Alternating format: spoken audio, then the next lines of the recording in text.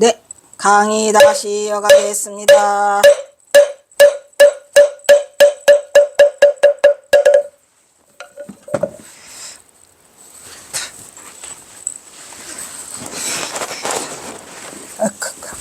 이 시가 굉장히 유명한 시죠.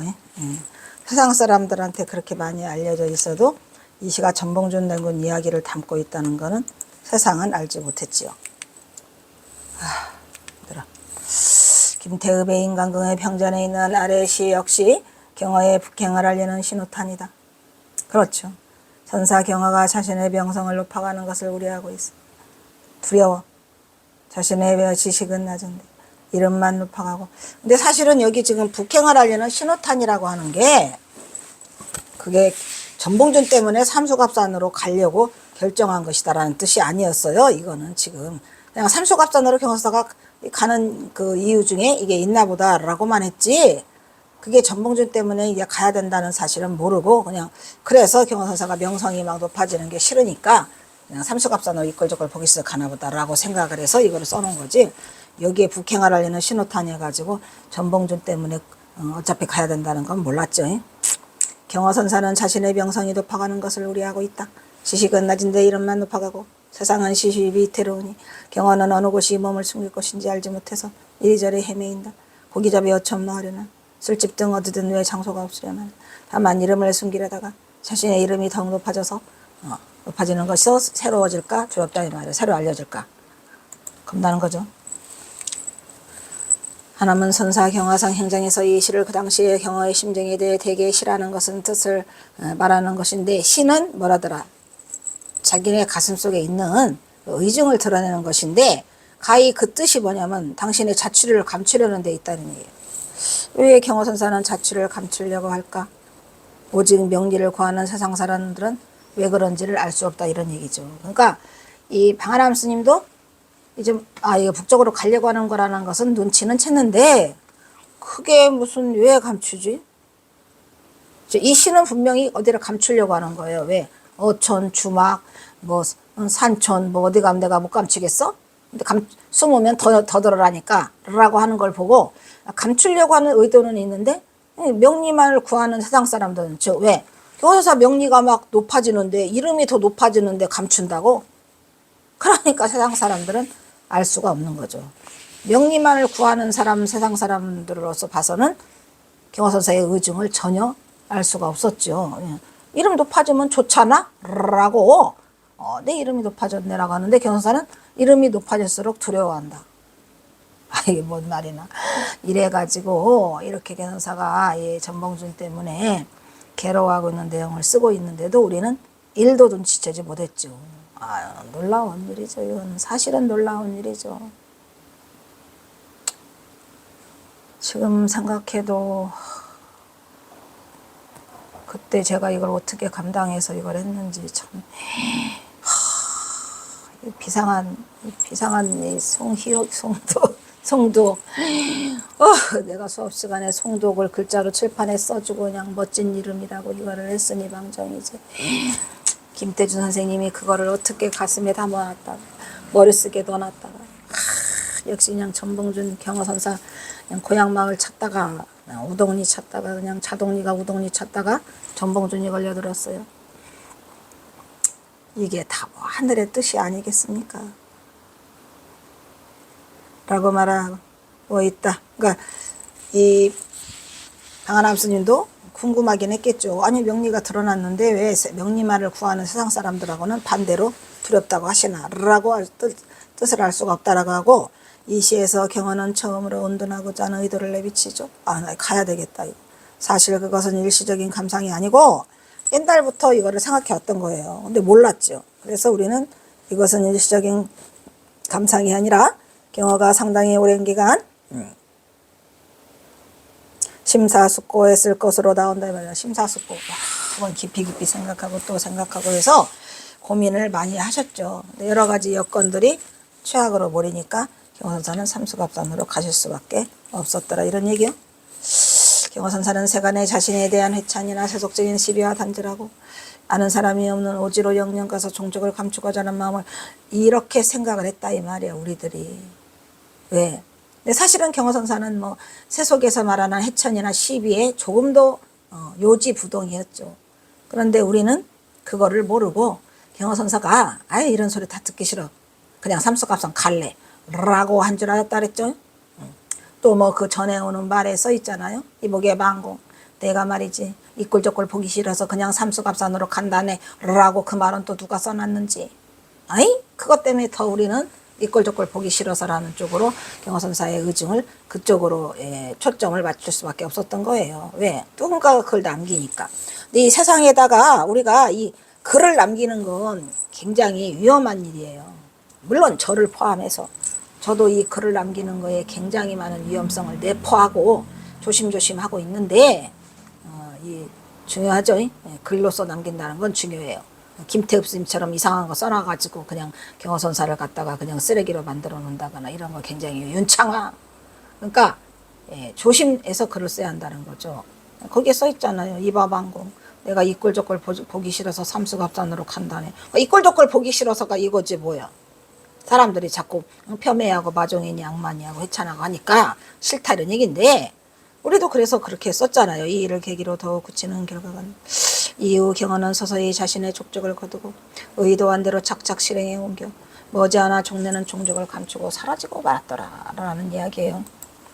나 오늘 로또 사야 되는데 오늘 로또 사야 돼. 에휴 이제 믿을 것이 없으니 로또 살래. 법을 위해 집착을 벌인 제자들 즉지사 재산스님. 이 재산정언은 유명하죠. 재산정언은 왜 유명해요? 계율의 으뜸이고 유랭의 으뜸인 분이 이 재산정언이에요. 인물도 잘생기셨어. 직지사 재산스님이라고 하면 율행과 덕행이 높아 제 방에서는 한결같이 큰 스님으로 존경받고 있었는데 이 스님이 그때 경허선사의 법을 신봉하는 제자였죠. 왜? 마침 그분이 해인사에서 그 원중가 주진가를 했어요. 그래서 법을 신봉하는 제자였다. 경허선사는 영남 해인사 조실로 계실 때 재산스님의 조실스님의 시봉을 거의 도맡아시피 하면서 받들었죠. 그런데 당시 4,500명이나 되는 해인사 그 대중들을 거느린 대사찰에서 경허 조실스님의 뜻을 받들어 보시기란 보통 어려운 일이 아니었어요. 왜냐하면 거기 대중들을 시봉하기도 바빠. 대중이 너무 많아서 대단히 난처한 일도 없지 않았기 때문이다. 중략. 그래서 어떻게 했어? 그래서 요 앞에 중략된 거는 사실은 재산스님이 어느 날 원주다. 원주가 돼서 그 어디 해인사 밑으로 내려가서 시장을 보러 가려다가 고개를 넘었는데 시장을 보고 오는데 그 해인사 근평에 물레방앗간이 있었다고 하잖아요. 그래서 그 물레방앗간이 있는데 희미한 등불 밑에 구척 장신인 많이 본 듯한 익숙한 얼굴 경허가 문둥이들의 피고름을 막 빨아내고 있어요. 그것을 보니 재산스님 장에 갔다 오다가 뭐가 됐을까? 얼음땡이 됐겠지. 놀라운 광경이 눈앞에서 목격하고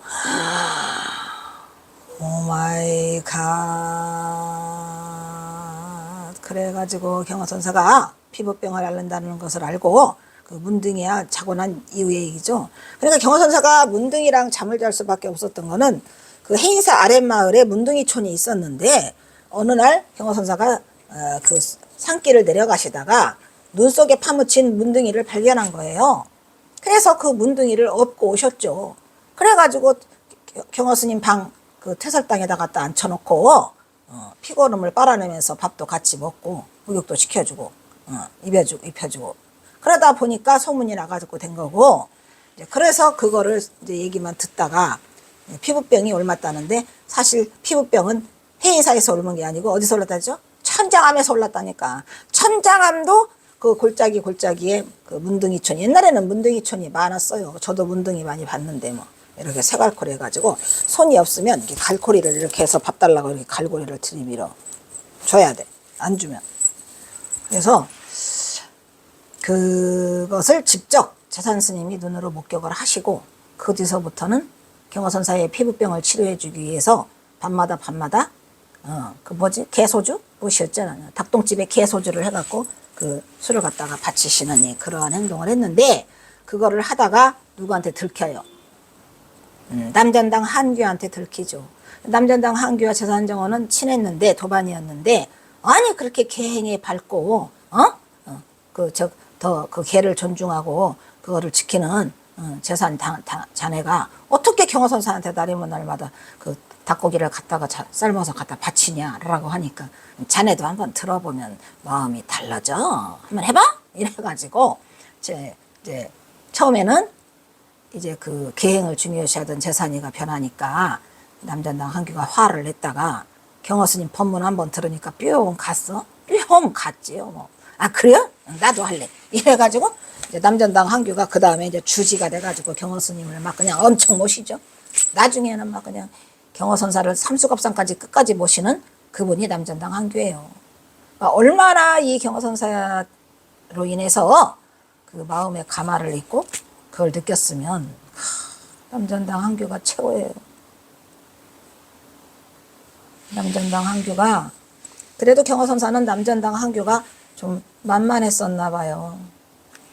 그러니까 제자들한테는 못 알리고 남전당 한규한테 알려가지고 고금당 숨어 있을 때도 제자들은 안 부르고 남전당 한규만 불러.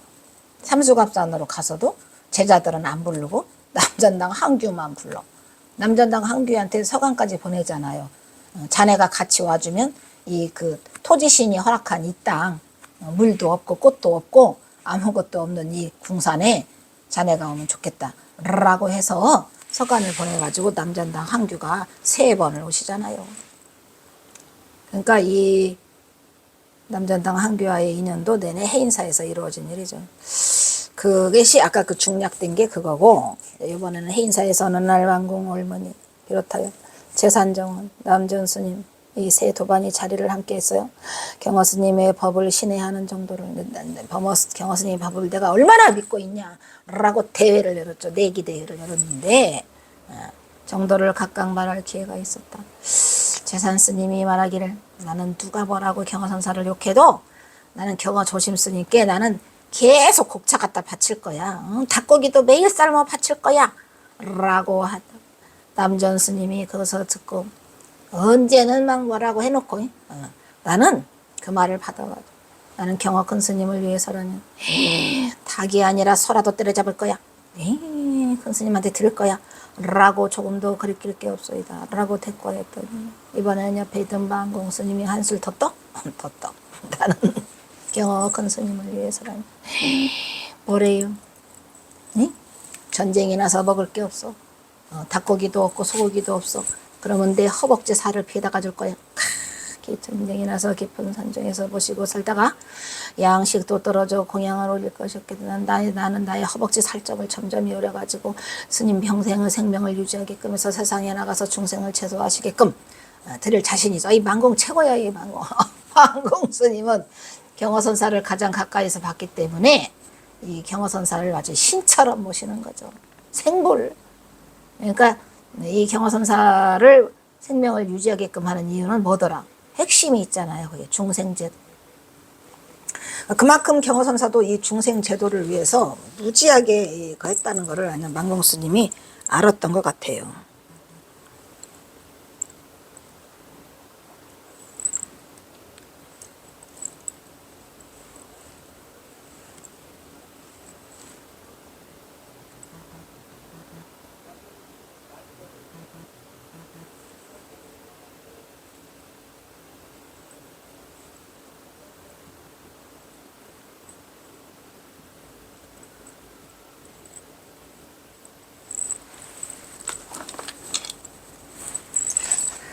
그래가지고 중생을 제도하게끔 하여 드릴 자신이 있어라고 하는데 그 눈빛은 진실한 광채가 바라는 듯하였다. 과연 이런 걸 우리는 뭐라고 그래요? 이런 걸 뭐라고 위법망구라고 하죠. 법을 이용하여 몸을 버린다. 여기에서는 망구해야 돼. 몸을 잊는다라고는 안 되죠. 몸을 없애버린다라니까. 몸을 준다니 버렸어. 그 정도로 위법망구로서 이거를 지키고자 하였다. 이런 얘기죠. 직지사 재산정원이라네. 이거 했어? 했는데 또 나왔네. 뭐냐, 잘못했어?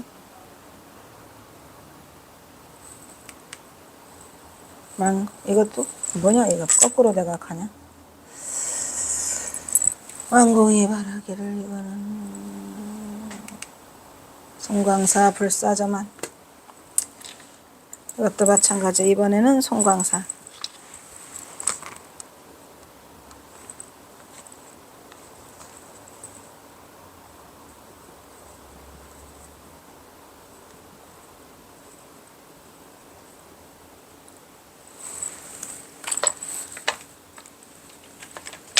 (1898년) 범어사를 시작으로 경어의 수성결사는 범어사가 제일 먼저죠.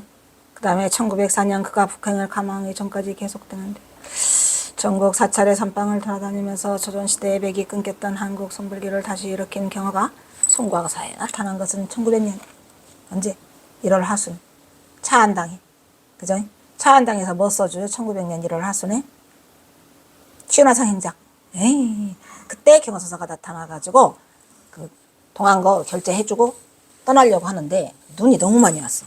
그래가지고 이틀 밤 신숙하게 되면서 아주 취은화상 행장 써달라고 아주 졸라대갖고 할 수 없이 써주고 가신 게 그게 취은화상 행장이에요. 그러니까 1900년에 송광사에 가서도 조실이 된 거죠. 거기서는 선방을 개설할 필요가 없이 선방이 이미 개설되어 있었죠. 송광사는. 이때 경어는 전국적으로 명성을 날리고 있었던 관계로 송광사 불상을 점한식의 증사로 초청이 됐어요. 나오네. 아, 이거 불사저만? 근데 이거는 1월 달이 아니었던 것 같은데. 그때였나? 이때 경어는 잠시 이곳에 머물려. 그때는 이제 3일암에 머물렀죠. 아, 이거는 3일암에 머물고 그 취은화상 행장은 차안당에 머무른 거죠. 3일암에, 거기야 3일암 차안당인가?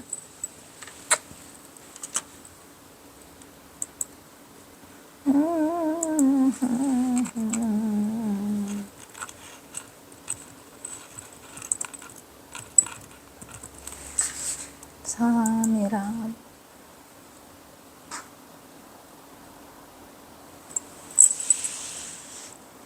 삼일암과 차안당은 또 다르네요. 삼일암에 있는 거는 상사당이라고 하고, 상사당, 하사당, 행하당, 차안당, 목호원, 이런 요사체 건물들이 많았답니다. 근데 경어선사가 이 취은화상 행장은 차안당에서 써주시고, 지금은 삼일암에 머무르시는데, 그때 송광사 점안불사하면서 난리가 나지요. 에이? 경어선사가 가서 그 돼지고기 삶은 거 데워라 해가지고 송광사 점안불사 할 때 난리도 아니죠. 그게 이게 것 같아요. 성화가 선방을 개설한 이래 삼일암 선방은 서리빨 같은 날선 칼날을 세우며 오늘날도 선수행자들의 수행의 끈을 놓지 않고 있더라. 예, 지금은 삼일암이 대단하잖아. 삼일암. 차안당은 또 따로 있답니다.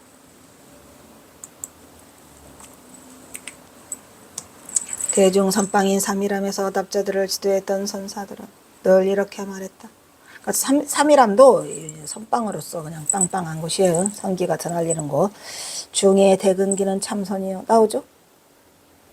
대근기가 참선이니까 우리는 중근기, 하근기는 하지 말자고요. 그러니까 갈 필요도 없어. 그냥 대근기 하다가 가. 그래서 참선을 하셔야 됩니다. 아까도 말했죠? 참선한데 뭐랬어요? 아까 니 우후 진흙소의 울음에서 참선에 대해서 얘기를 하시고, 그 다음에 두 번째로 강조한 건 선지식을 구하라. 왜? 화두창국, 화두를 결택받기 위해서라고 했죠. 그래서 중에 대근기는 참선이요, 중근기는 경을 보고 강사를 하는 것이며, 강사도 그냥 핫발이야. 중근기야. 경어선사가 중근기 하다가 상근기로 오신 거죠. 하근기는 사람이 부족하고 모자라 것이니 기도와 연부를 하면서 절밥을 받아먹는 것이다. 이게 바로 우리 그 선을 지도하던 답자들의 선사들이 늘 이렇게 말씀을 하셨던 거예요. 이처럼 참선을 제일 중요시 하던 선승들은 직접 죽비를 들고 선방에서 수자를 죽비로 내리치는 경책을 서슴지 않았으니, 이처럼 그 옛날 경어가 이룩한 선수행의 가풍을 그대로 이으려는 서슬 시퍼런 수행의 칼날은 오늘날도 바로 세우고 있더라고요. 그러니까 경어가 이룩한 선수행의 칼날을 그대로 이으려고 지금도 어느 선방에서, 그죠? 대도인이 출현하기를 기다리면서 선의 수행에 시퍼런 그 수행의 칼날을 바로 세우면서 수행에 근데 지금 안 거야? 해제죠? 뭐야? 해제야 지금. 해제도 만행도 선이더라. 만행도 수행이더라. 그런 얘기를 알리고 싶군요. 삼일함은 송광사 제16국사. 송광사는 승부사찰이죠. 제9대 조사인 제9대 조사가 누구예요? 거기는 이 담당국사가 유명해요. 담당국사 아시죠? 담당국사 16국사 중에서 9번째 담당국사가 이곳에 물을 마시고 3일 만에 물 마시고 오도했다. 좋지 뭐. 이곳에 물을 마시고 3일 만에 오도했으므로 붙여진 이름이 삼일함이더라. 그 이곳에서는 효봉스님, 성철스님 그리고 선수행을 하는 많은 분들의 법기들이 여기를 드나들면서 수행을 하게 되는데, 물론 삼일함도 경허선사가 삼일선언이라는 선언을 개설하겠죠. 이 모든 것은 뭐뭐로부터 비롯되었다. 경허로부터 비롯되었더라 이런 얘기예요. 삼일선언. 또 어디요? 팔공산 동화사에는 금당선언. 경허선사의 발길이 안 닿은 곳이 없죠. 여기서 송광사 불사자만의 일화로 경허는 다시 한번 역경계의 극치를 보여주고 있죠. 역경계는 비도더라. 비도도 도요? 비도는 도냐 도가 아니냐 라고 묻는다면 일화를 보이고 있다. 그러나 대중은 이를 알아보지 못했다. 그거를 몰라봤다는 게 참으로 어리석은 거죠. 단박에 알아봤어야 되는데 그죠. 경허는 메고 온 벼랑에서 난데없이 술병 하나와 돼지다리 한 개를 끄집어서 송광사 하면은 개울에 으뜸이요? 송광사가 개울에 으뜸인데 경허선사가 하필이면 송광사에서 난장판을 부렸는데 왜일까요? 대중은 경허선사의 그 의도를 알아차리지 못했던 것 같아요. 경허선사가 대낮에 제정신이 제정신이라면 거기 와서 대낮에 송광사 점안불사 하는데 와가지고 돼지고기 삶은 거랑 다리 뜯어오라고 가서 했겠습니까? 뭔가 숨은 의도가 있었겠죠. 마정령에 있는 그 초동들한테 몰매를 때리는 것도 의도가 있었고, 하물며 지나가는 안악한테 뽀뽀를 것도 의도가 있었고, 가서 주막집에 가서 주모의 엉덩이를 두드리면서 쌍매를 벌은 것도 다 의도가 있었는데, 우리의 이 멍청한 대중들은 송광사 점안불사에 와가지고 경허선사가 돼지고기 삶은 거 그거 가서 대표라고 하니까 난리가 났잖아요. 왜 그랬을까요? 그거를 경허선사의 그 속내를 들여다보면 송광사는 그 개울로 으뜸이잖아요. 개울을 기겁하게 하는 으뜸인 거기에 하필이면 그냥 술병과 그냥 이 돼지고기를 그냥 삶으라고 했으니 난리가 났겠죠.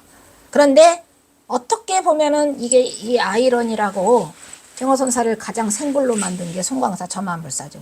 호랑이들이 난립해서 이놈들 하면서 그냥 어우 해가지고 경허선사 폄훼한 자들을 막 그 법당 안에 와가지고 막 난립해서 이리 뛰고 저리 뛰니까 경허선사가 그걸 달래고 아침에 그 바위 위에 올라가서 앉아 있어서 하니까 다 모든 산중에 그 동물들이 다 와서 고개를 조아리고 이제 모두 해탈에 들도록 하여라 해가지고 해탈 법문을 하셔가지고 전부 해탈에 들었어 그냥 한순간에.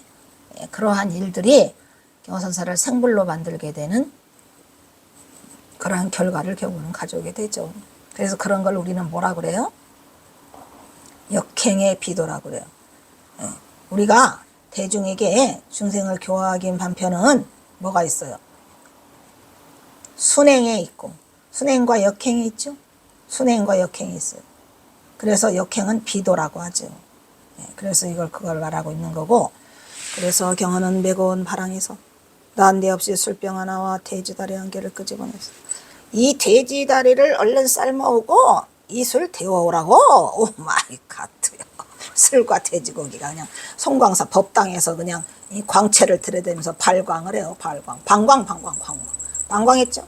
그런데 이 대중들은 정말로 경화선사가 왜 송광사에 와서 하필이면은 이런 짓을 했을까에 대해서 그냥 모르고 그냥 이 젊은 것들은 막 경화선사를 막 성토를 해가면서 몽둥이를 들고 하는데 그 중에 그래도 거기에 노승들이 스님들이 계셔서 아니다. 여기에는 반드시 이유가 있을 거다. 그래가지고 그거를 말려가지고 결국은 송광사 정화물사는 그날에 이루지 못하고 그 다음날에 이뤘을 거예요. 혹시 또 그날이 별로 안 좋아서 경화선사가 일부러 그 다음날로 미뤘을 수도 있잖아요. 누가 압니까 그거를. 경화만이 알지요. 근데 우리는 경화선사가 그렇게 한 이유에 대한 것을 좀 알아야 돼요. 왜냐? 경화선사가 뭐 때문에 그 짓을 했겠습니까? 이 기상천외한 행동을 경화는 버젓이 그 신성한 법당 안에서 전만부사를 진행하죠. 오마이갓. 돼지다리 한 개, 술병 하나를 내밀며 얼른 고기를 삶고 술을 데워라니. 이날 밤 정문 승려들은 저만 시키고 보고 다 쫓아내야 된다. 라고 미친 술주정뱅이 경화를 때려 내쫓아야 한다고 몽둥이를 들고 들어오기 시작했죠. 그래 경화선사가 거기에 꿈쩍이나 하나요? 아이 깜짝도 안 해. 쳐봐라! 오냐? 나는 쌍매를 맞을 거니까. 쌍매를 뭐 한두 번 벌었나요? 그냥 쌍매 벌은 게 많잖아요. 일부러 저지르는 행동, 역행. 역행의 비도를 우리는 몰랐던 거죠. 그러나 이것은 경화선의 역경계로 유마거사의 비도다 이런 말이에요. 유마거사도 비도를 많이 저질렀죠. 비도. 중도부리의 경계에서는 신성한 법당과 처자가 둘이 아니죠. 법당이고 처자고 처자가 곧 법당이지 뭐. 그래서 저는 그래요. 항상 똥 깔고 앉으면 법당이에요. 저는 주로 화장실이 법당이에요. 화장실에 앉으면 법당이에요. 뭔 말인지 아세요? 가장 집중이 잘 되고 가장 평안한 데가 화장실이에요. 난 화장실 들어가면서 바로 이게 법당이다 라고 생각 안 해본 적이 없어요. 그냥 저절로 습관적으로 화장실이 법당이야. 저자가 둘이야. 술과 물을 논하지 않아요. 술이면 어떻고 물이면 어때요? 지게와 파괴를 논하지 않아요. 개를 지키는 거는 곧 파괴를 하는 거예요. 파괴를 하는 것이 곧 개를 지키는 거예요. 지난번에 말했죠? 파사이광 선예 부인 그죠? 파사이광은 술만 마시면 과항증을 부리니까 그거를 달래기 위해서 말리 부인이다. 말리 부인이 승만 부인의 어머니라 그랬잖아요. 그게 말리 부인은 술을 많이 들게 그 파사이광에 주는 게 그게 지게라 그랬어요. 그게 개를 지키는 거야. 왜? 사람들을 안 죽이고 광폭스럽지 않으니까. 술만 안 먹으면 광폭스러워지니까. 그래서 지게와 파괴는 같다 다르다. 지게와 파괴는 같다요. 나눌 수 없어요. 이러한 경어의 이런 계율관이 어디서 많이 나타? 여등아마상, 등아마상에게 주다 있잖아요. 법무사 강사였던 등아마상에게 한 달간 했어요. 그것도 한 달간 그 강의라는 게 대단한 거죠. 그래서 무려 몇 장? 16장. 여등아마상에게 16장의 법어가는 금쪽 같아요. 금쪽. 이미 밟힌 것과 같이 대승계의 입장에서 계율의 의미를 몸으로 설하고 있더라. 대승에서는 몸으로 설하건 마음으로 설하건 몸으로 보여주고 있는 거예요. 지게와 파괴가 같지 않다는, 지게와 파괴가 다르지 않다는 것을. 그래서 이 경화선사가 지금 엄청난 법문을 몸으로 구현해내고 있어요. 몸으로 돼지고기 몸으로 보여주고 있는 거예요. 그게 역행의 비도죠. 그래서 그거를 갖다가 또 법하는 따를지언정 행리를 따르지 말라고 하면 어떡하나. 경화선사는 그 역행의 행리가 없었으면 별로 안 유명해요. 어쩌면 묻혀졌을 수도 있어요. 삼수갑산으로 가버리셨기 때문에.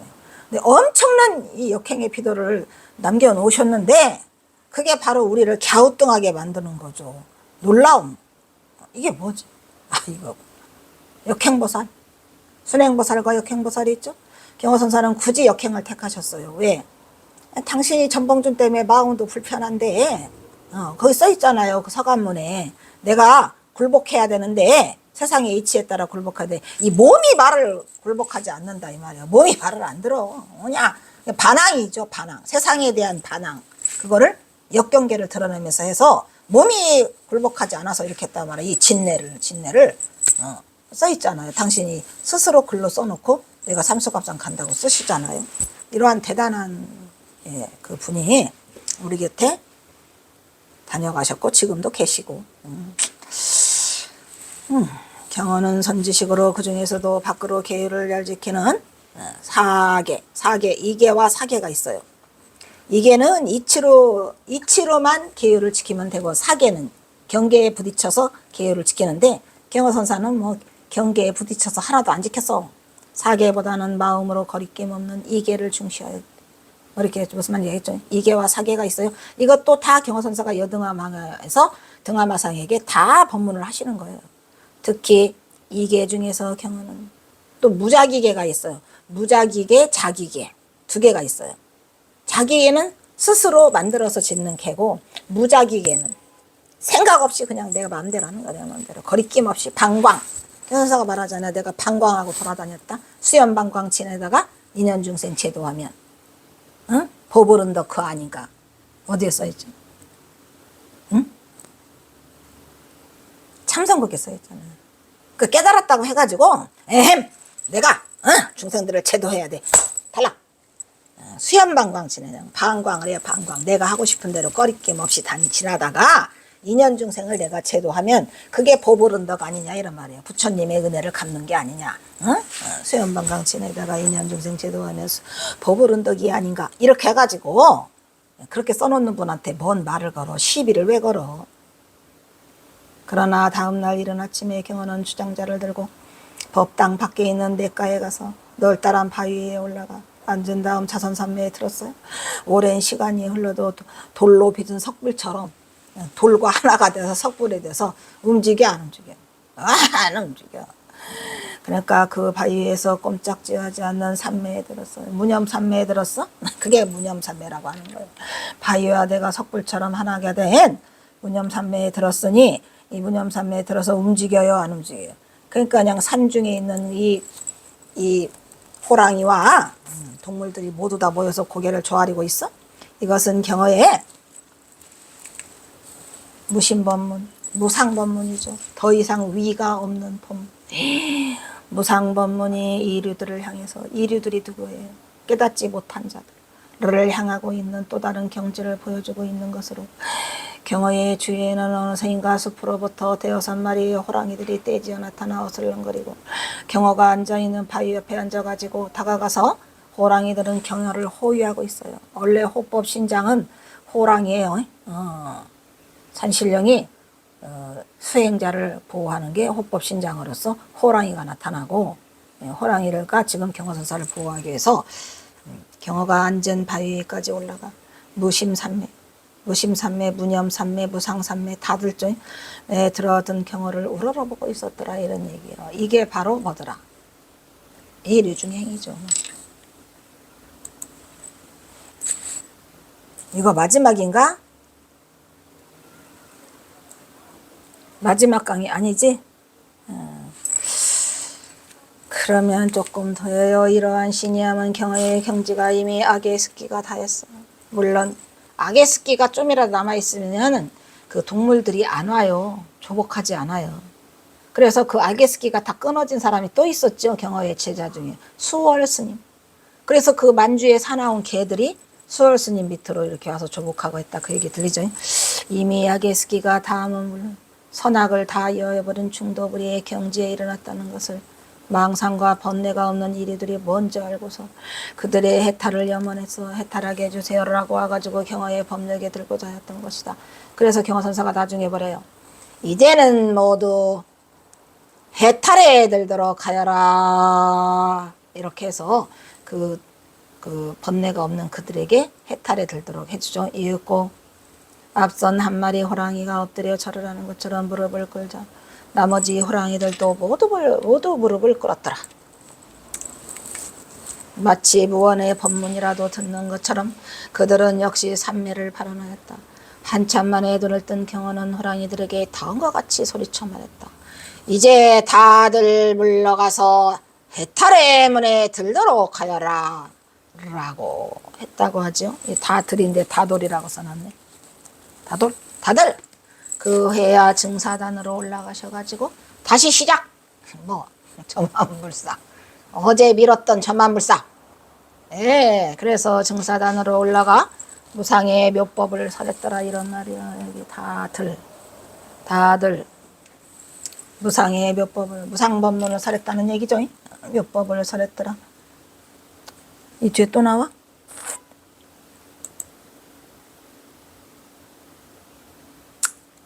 아이고 끝이 없어요. 일단 여기서 끊자. 또 끊어? 이것은 야 끝날 기미가 없으니 끊어야지. 야 끊도록 하겠습니다.